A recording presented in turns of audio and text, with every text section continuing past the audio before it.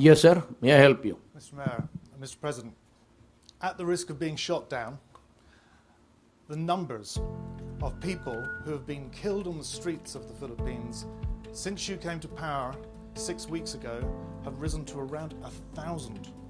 Now, I know you have been contemptuous of your critics, but they are accusing you of unleashing a national death squad.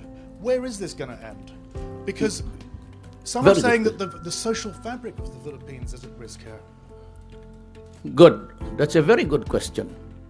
Because at the other past, in the distant past, no police was ever willing to really work and risk his life. You know, it was a practice before. That's why I said I take full responsibility. You know why? Because they are now encouraged and even brave enough to have a shootout. The standard practice in this system of government is that when you accuse him, they would always file a counter-charge and say that there's due process or that they were unarmed and anything, any answer that could give a leverage. And ordinarily, and you can check this out, in the courts, they have to use that leverage against the poor policeman. Now, remember in this country, no lawyer is provided for the policemen and the other men and the security officers when they get into trouble with the law. They are left at the mercy on their own. That was the policy before, and in the previous ones, they are left behind. So when I was mayor, I told them, go ahead, do your duty. But if you feel that you're in carrying out your duty, you will get killed. My God, shoot him first.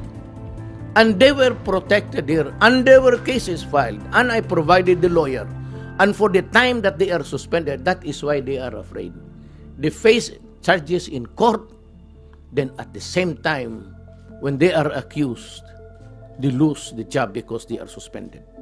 And for the time that they are suspended, and the hearing of cases can take you to eternity, as low as it can ever be, the family is not without food.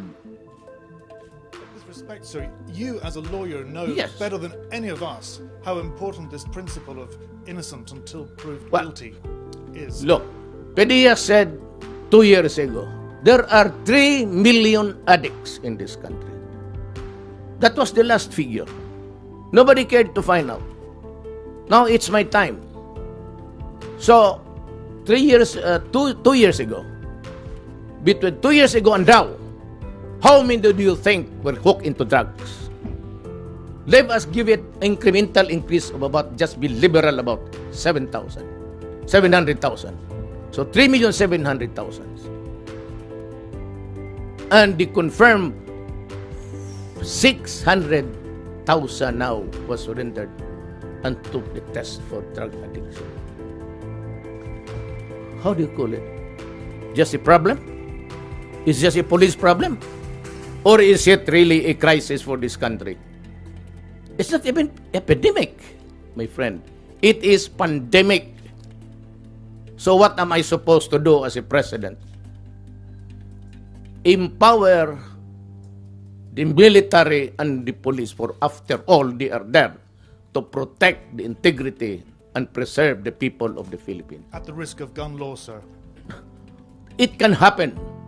It happens in America. They're shooting the blacks there.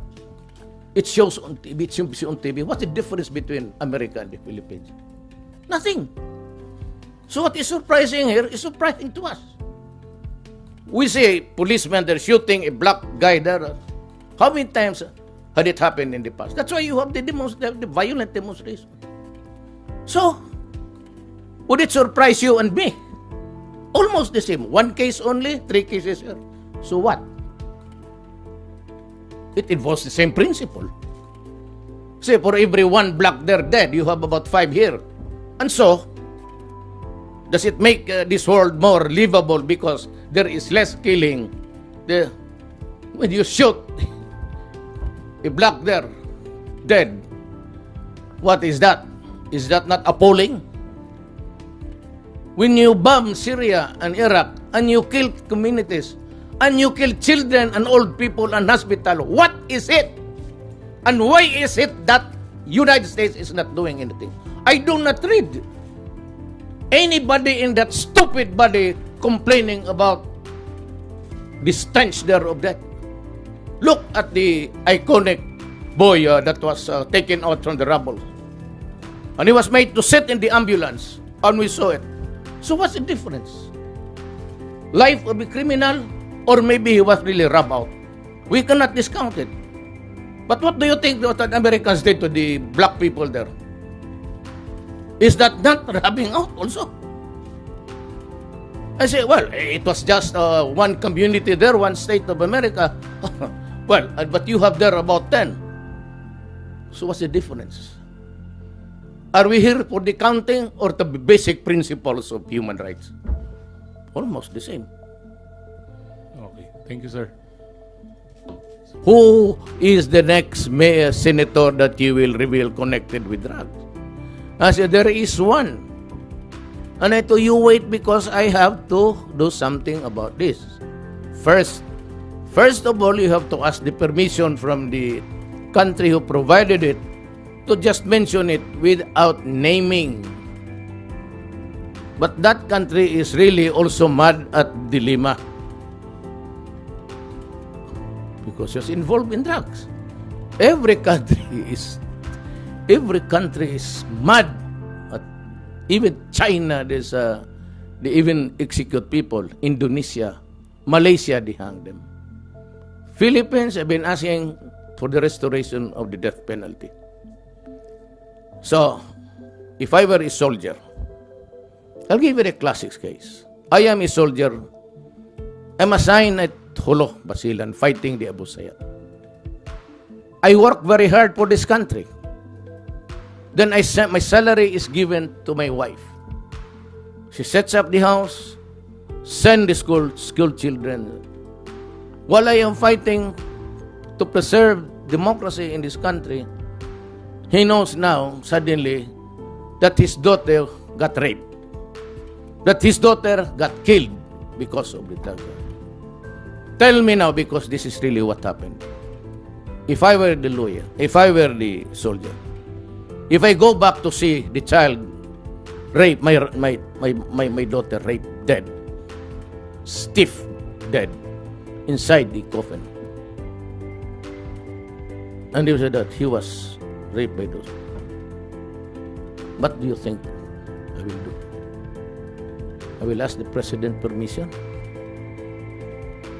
Mr. President, I have to kill these people. So why is it widespread? You know, when generals are involved already, when everybody, almost all of the policemen in region 4, there are 400 all in all, 100 in the same town. 600, 100 only in one town. How do you cope up? Policemen into drugs. And so that is why you see many policemen are also killed in police operations. Because he does not surround himself unless he's a drug lord. So, policemen are there. The Middle East guys, 3 million of our fellow human beings, they're Filipinos. One father is working in Qatar, the other is working in Saudi Arabia. They work their ass to death to send money, only to discover during one of the rare visits that they are allowed to realize that the son is already hooked in Shabu and is longer places. Does the lives of 10 criminals really matter to me? If I am the one facing the grief, would 100 lives of this idiot would mean anything to me?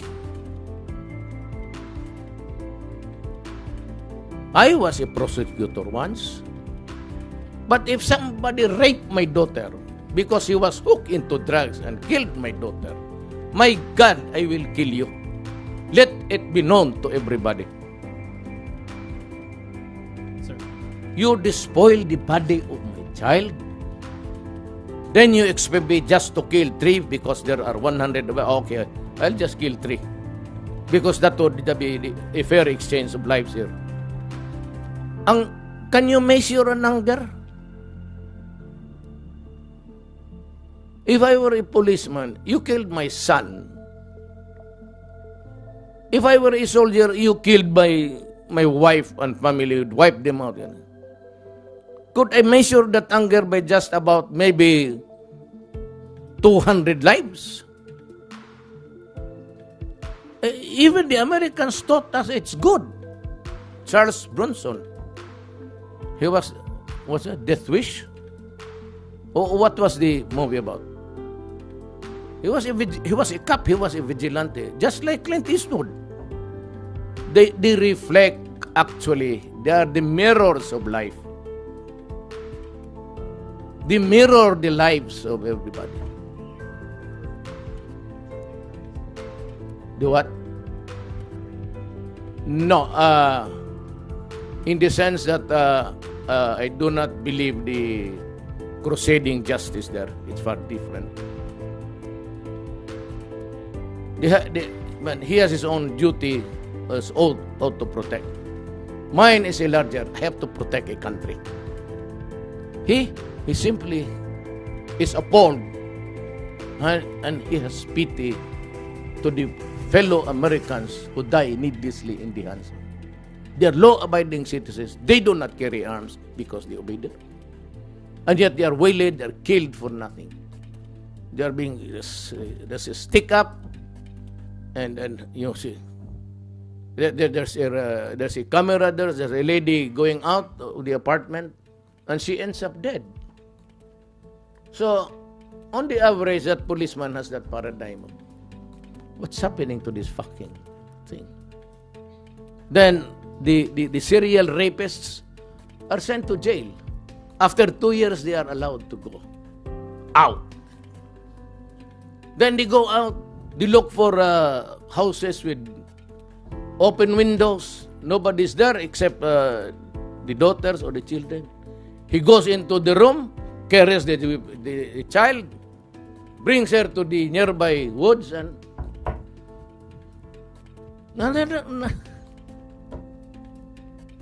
what is true there is true here.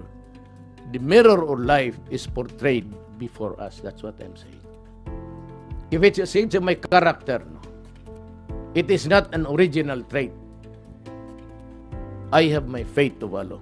I've been telling everybody, you cannot build a nation over the bones of your citizens.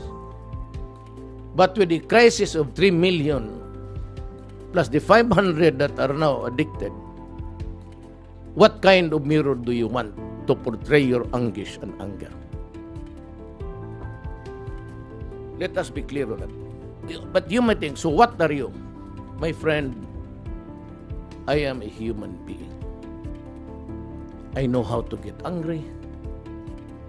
I should know how I would get soft. I know how to pity.